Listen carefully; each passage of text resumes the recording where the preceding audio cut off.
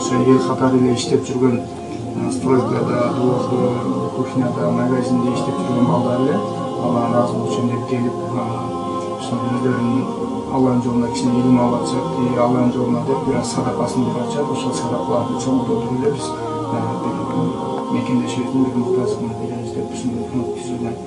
Фонддун дагы ошол негизги максатынын ичиндеги 3 максаты Москва шаарындагы көп балалуу жесир аялдарды камсыздоо, тамак аш, кийим кечирмелер менен анан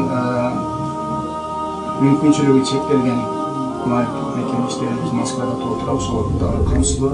Анан үчүнчү максат болсо Москва шаарында документтерин жоготуп же кандайдыр бир алданып турган адамдарыбыз бар, көчөдө комуш болуп кеткен.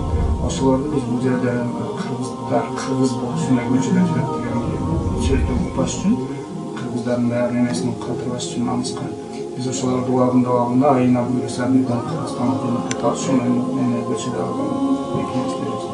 Мен эми демекчимин, ошо КМДБ кайрымдуулук фондунда окуп жаткан, эмгектенип жаткан бир тууган кыргыз бауырдошторума терең ыраазычылык билдирем.